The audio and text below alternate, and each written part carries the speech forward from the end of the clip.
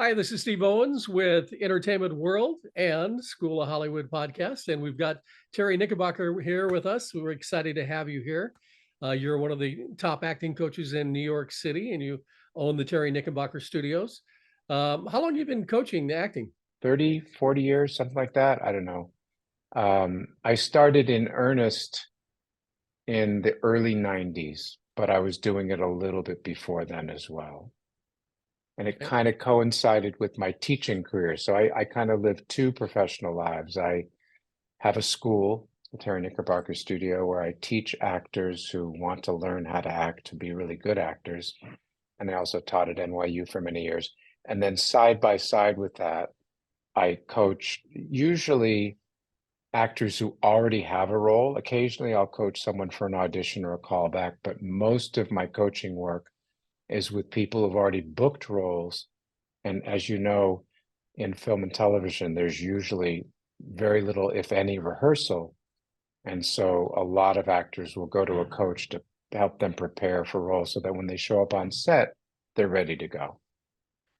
Well, you actually coached one of my favorite actors, Daniel Craig, Mr. James Bond 007, for his Knives Out. How do you approach somebody that is so that big uh, in entertainment and say, hey, I'm going to teach you something? Well, I don't propose to be teaching them, right? That's a different function. So I'm not trying to teach anybody I coach how to act. And in fact, it's very helpful if they already know how to act. I have had to coach some people who don't know how to act, and then that's a double job. So with Daniel, you're quite right. Daniel is an extraordinary actor and a really thoughtful and passionate and very well prepared actor. And just to make a slight correction, and I think this is important, I didn't coach him for Knives Out. I coached him for Knives Out 2, which was the Glass Onion. Ah, And okay. and so that was very interesting because I loved his performance in Knives Out. And we'd been sort of flirting around, working together because he's a good friend of Sam Rockwell's, who I've been coaching for probably the longest time of anyone I've been coaching, 30 years. And Sam is always recommending me to his friends, and often those people become clients. And so I'd met Daniel a few times, and he'd sent me a script that ultimately he didn't end up. And then one day he said, "I want you to help me with Knives Out too." And my first meeting with him, I kind of tried to talk him out of hiring me because I was there like, I loved what you did in Knives Out. I don't think you need any help. Why would you need my help? You already figured that out so beautifully. I don't want to mess it up. And he said, well, I don't want to repeat myself. And I want to make sure that this one is that I'm not just sleepwalking through it. And I want to make sure it's really good. And so we spent a lot of time working on, I thought, a beautiful script, staying like he didn't make a new character. That character was already established. Mhm. Um, but getting very specific into new people that he's working with because it's a whole new cast and new relationships and what it was like to fly to Greece, especially during the pandemic, and do this and basically be that same character, same mannerisms, same voice, but in new circumstances and just really making it specific. You mentioned Sam Rockwell. He picks a lot of diverse roles out there. What's his process of breaking down the scripts and becoming those kinds of characters? You're spot on with how you're understanding Sam, and especially your use of the word pick, because one of the things that Sam says that's very powerful is that your greatest power as an actor is the ability to say no. And so he, at this point, I don't think he's auditioned in 10 years, if not longer. He's mostly just getting offers.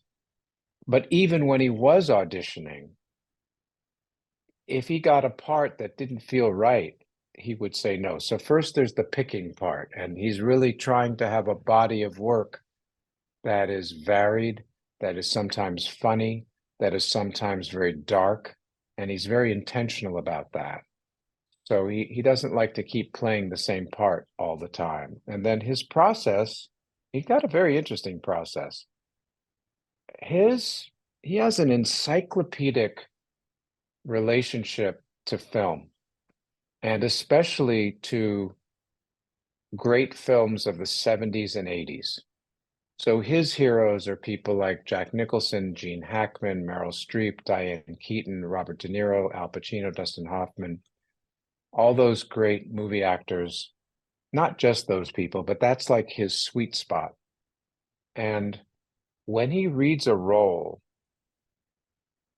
when he reads a part, and often he'll have me read it as well before he even necessarily says yes. So sometimes we're consulting on like, what's my take on it?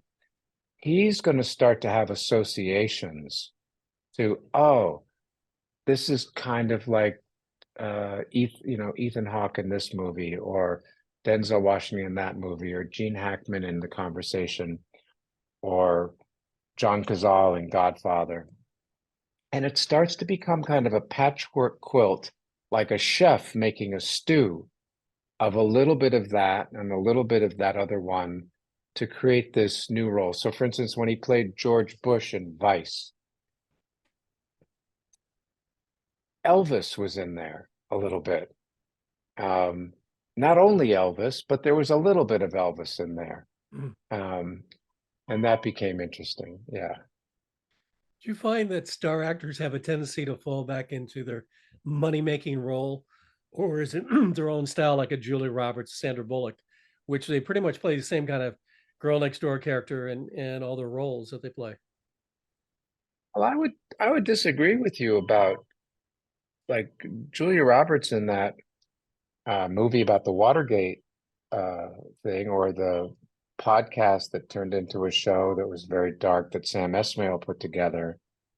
I think she's coming into her stride. I think for a long time, definitely Pretty Woman and like her early roles was kind of this nice, pretty, innocent. I mean, she really was good at that. But now she's really starting to do some very interesting character work and some dark stuff. I mean, I thought her work as Martha Mitchell in that piece about the White House plumbers and Watergate was unbelievable. And Sean Penn as John Mitchell. I mean, the prosthetics alone were crazy, but like Yeah, I yeah. thought she surprised me.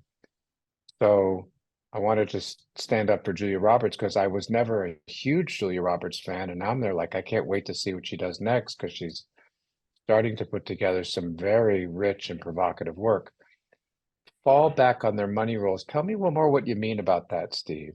So, for example, an actor is done very successful as a series regular, and they have a certain character that they play, and then they have a hard time auditioning for anything else other than just that character that they've latched onto for so many Yeah, years. yeah. Well, yeah. So I think that's at least partly about the business and how the business doesn't always have the imagination. Like we tend to go with what we know. So when James Gandolfini did The Sopranos for 7 years, all the parts he was being offered were to play gangsters. And to his credit, he said no to most of those because he doesn't want to be put in a box. I think the fun of being an actor is that you get this opportunity to play all these different parts. I mean, to me, creative death would be playing the same part for 20 years.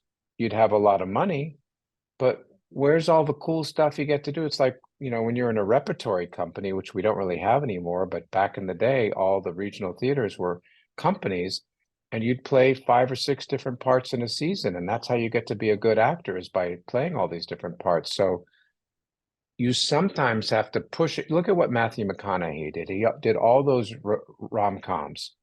And then at a certain point, he said, I'm pivoting. And for, I think, 2 years, he turned down millions and millions of dollars because he was an incredibly successful rom-com guy, right? Until he could get something like Dallas Buyers Club. I think it really started with the Lincoln Lawyer, but right, where he said, no, I want to do something more serious. So it often takes a brave actor and a brave representative, an agent or a manager, And a great imaginative casting director and a brave director is going to say, oh, this person's going in another direction. That seems like a big risk. I don't even know if the audience will come around. And I don't even know if the actor can do that. Who thought that after all those rom-coms, those basically fluffy, lightweight things that Matthew McConaughey did and did very well, that he was going to do Dallas Buyers Club, which of course won him an Oscar. I mean, like, that's cool. So you do have to be willing to get out of the box. Hopefully you do that because you want to act and you want to do all kinds of parts. And you also have to buck. I mean, he turned down a lot of money for a long time, right? I think he turned out a $12 million movie. Whoa. Yeah, which would be tempting. $12 million is nice. But he's saying Exactly. no. But he was saying, and he had a family, but he's saying, hey, no, my art is going in another direction. This is who I want to be. And he was very clear about that. In Los Angeles, we really don't have the plays like you guys do in New York. What, in your opinion, is the big difference between Broadway acting, film acting, and TV acting? Well, you do have some plays. I have a person I coached who's about to be in POTUS at the Geffen, which was a big hit here on Broadway. So there is some good theater in Los Angeles. But you're right, the main engine of entertainment out there is film and television. I think it's about size, right? That you wear a mic as a film actor, a TV actor, it'll pick up everything. And so this conversation that you and I are having, I'm at my studio now and people in another room can't hear it. So you can end up doing very intimate things. That doesn't mean you have to be small to be a film and TV actor. You look at Gandolfini again or Bryan Cranston. These are actors who are not afraid, Kate Winslet. I mean, like, you have all these movie actors doing TV now, and you have a lot of stage actors who do film and TV. Denzel Washington will do an Iceman Cometh on Broadway or a Fences on Broadway. And I do believe that our best actors come from the stage and return to the stage. And so I think the stage keeps you honest. And I think you become a better film actor by performing in front of a live audience. Sarah Paulson's on Broadway right now doing an amazing job in this beautiful play, very provocative play called Appropriate. I'm pretty sure she's going to win the Tony. It's just a masterful performance. Well, Sarah Paulson is an amazing film and TV actress. But being on Broadway every night, Denzel doing Fences every night, right? When Frances McDormand did Three Billboards Outside Ebbing, Missouri, which she won the Oscar for, and Sam Rockwell won Best Supporting Actor. She had just played Lady Macbeth, which she later did the film of for Apple TV with Denzel. She did in San Francisco. Denzel wasn't in that. She said that working on Lady Macbeth made doing the mother that she played in Three Billboards like a walk in the park. It was like doing heavy weightlifting. So that when she came to that movie, which is an amazing movie with a script by Martin McDonagh and written by Martin McDonagh and directed by him, it was like I'd already done the reps. So I think it's about size. I think it sets actors up who do theater to do really powerful film and television. But you can't, if they're doing your close-up and your behavior is meant to like be to the second balcony and you've got very interesting behavior in your foot, which works on stage, that camera's not going to see it. So you really have to understand the frame and the size of things. But I don't coach. I've coached Sam on 3 Broadway shows and a couple of shows at Williamstown here up in Massachusetts. We don't coach any differently for that and for the 100+ movies and TV shows that I've coached him for. There's no different process. It's just when he's on stage versus when he's in front of the camera, how it comes out is a little bit different, but the actual work itself is identical. Do you have any advice for actors on doing Zoom auditions? Get used to it. It's so weird. I mean, as we know, the pandemic basically let almost all casting offices let go of their lease. And there are occasionally, I coached 2 actors recently who had in-person auditions for a new Noah Baumbach film that they wanted to do with a casting director in an office. And that's the benefit of what used to be, which is that you'd get adjustments.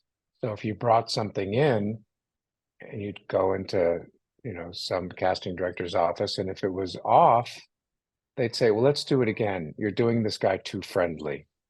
This guy's actually a little bit meaner than that. You go, oh, okay. And then you could do it again. When you do a self-tape, Zoom is interesting because Zoom is also live, right? And you can work to the camera. The trick is, like, if I was doing a Zoom audition with you, right now I'm looking at your face, but the camera's not going to see me doing what it needs to do. So when you do a Zoom audition, you need to look at the green light that I have here on my monitor. I see you out of the corner of my eye, but for me to really come across, I have to look at that green light. So that's a little bit weird. What most actors are doing is not a Zoom audition. Most of them are doing self-tapes. So they'll get some sides.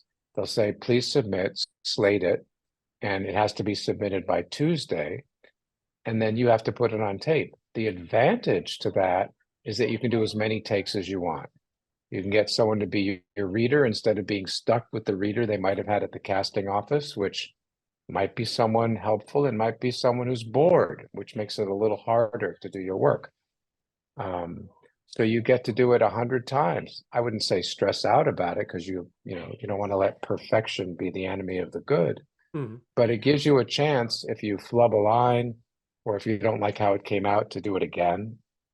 But as I say, the disadvantage is, and you need good equipment. That's a weird thing. Actors never used to have to think about that. What's my backdrop? What's my mic?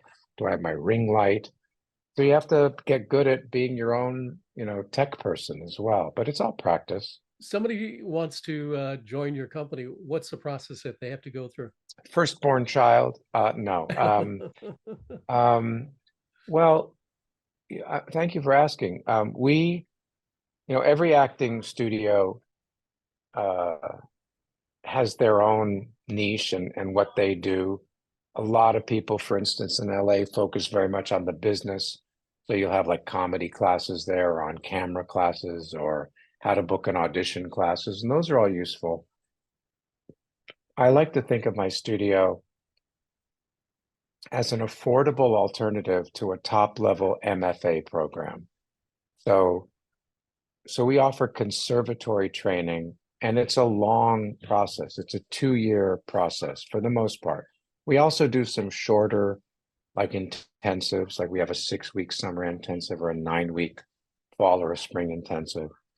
But as someone who taught at NYU for many years, which has a wonderful program, and I'm a graduate of NYU, I think that longer conservatory, like that's who you're going to be auditioning against. You're going to be auditioning against people who went to Yale and Juilliard and NYU, and USC, some of the best schools out there. And that's a 2 to 4 year experience. So a lot of acting schools, you can just go online, fill out an application, give them your credit card, and you're in class. That's not how we do it. Because having my name on the studio, I want my name to mean something. And so if we just took anybody, we'd probably have more students, but they wouldn't necessarily work out. And one of the complaints that serious actors have about taking acting classes at some other places is, I had this partner and like they never showed up, or they didn't know their lines, or they weren't so reliable. So we like to meet people and have a conversation. I have a wonderful director of admissions, Christopher Booth, and we want to find out what you're looking for. And we want to see if what you're looking for aligns with what we're offering. And if it does, then we can go forward. And we almost try to talk people out of it because it's a huge commitment. And people these days, if I can make a generational generality, aren't really interested in spending 2 years because they go like, oh my God, I'm going to miss pilot season. And I want to go to this party and meet someone. So it depends what your goal is. If your goal is to be a working actor, there are all kinds of ways to become a working actor, including growing your Instagram followers. If your goal is to be really good, then a school like mine might be just what you're looking for, because that's who we want to work with, are people who really are passionately committed to being the best actors they can be, because I believe that if you're really good, you will have a very successful career.